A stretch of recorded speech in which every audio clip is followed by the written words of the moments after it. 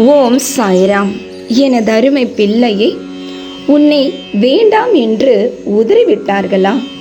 வேலை பார்க்கும் இடத்திலும் சரி, வீட்டிலும் சரி, இதே நிலைதான் தொடர்கிறதா? அப்படி என்றால் பொறுத்திரு. எதிரியை ஆடவிட்டு அமைதியாக வேடிக்கை பார் பிள்ளையே. தவறுக்கு மேலாக தவறிழைத்து தானாகவே மாட்டிக்கொள்வார்கள். உன்னிடம் சிரித்து பேசிக்கொண்டே, தன்னை நல்லவர்கள் என்று காட்டிக்கொண்டே, வாழைப்பழத்தில் ஊசி ஏற்றுவது போல் உன் உள்ளத்தை காயப்படுத்தி உன்னை தானாகவே விலக செய்து விட்டவர்களை நினைத்து எவ்வளவு நாள் அழப்போகிறாய்? அவர்களை நான் பார்த்து கொள்கிறேன். உன் கண்ணீரை இவர்களுக்காக சிந்தாதே.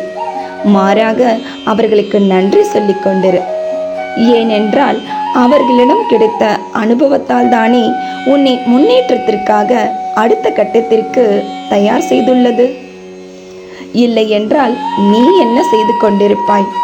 அவர்கள் நல்லவர்கள், மெத்தப்படுத்தவர்கள் என்று நீயும் சேர்ந்து ஆடிக்கொண்டிருப்பாய் தானே. உனக்காக, உன் முன்னேற்றத்திற்காக நான் ஒரு வழியை காண்பித்தால், நீ யார் யாரையோ பின்பற்றி கொண்டிருந்தால் முன்னேற்றம் எப்படி வரும்? உன்னை நம்பு, உன் திறமையை நம்பு. உன் அறிவை எடப்போட அவர்கள் யார்? அன்பிற்கான பாடத்தை நாய்களிடம் கற்றுக்கொள்ளலாம், ஆனால் துரோகத்திற்கான பாடத்தை மனிதர்களிடம்தானே கற்றுக்கொள்ள முடியும். ஆனால் நீ பைரவரின் வாகனத்திற்கு தினமும் ஒரு பேக் பிஸ்கெட்டையாவது கொடுத்திருக்கிறாயா? இனியாவது அதை பின்பற்று. உன் பலத்தோடு மோதுபவன் எதிரி, உன் பலவீனத்துடன் மோதுபவன் துரோகி. இப்படிப்பட்ட துரோகிகளிடம் இருந்து தள்ளியே நில். சீக்கிரமாகவே வெற்றி பெறுவாய். நீ விலகவில்லை என்றாலும் இந்த பிரபஞ்சம் உன்னை அந்த துரோகிகளிடம் இருந்து கொஞ்சம் கொஞ்சமாக மீட்டெடுத்து முன்னேற்றத்தின் பாதையில் அழைத்து செல்லும்.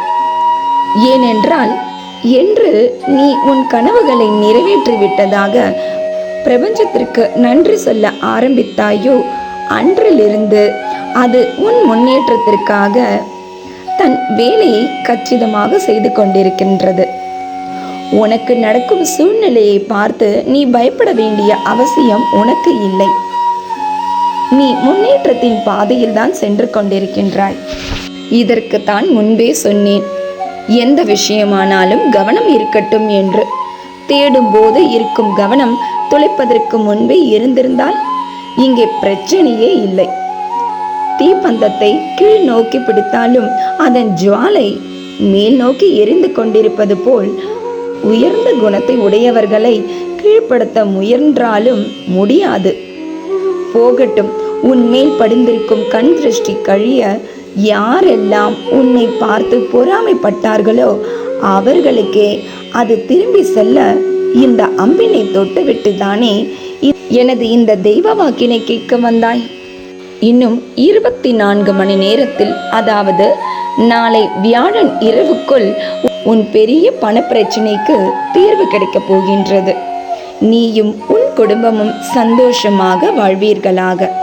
இன்றும் என்றும் என்றென்றும் உன் சாயப்பா உன் அருகில்.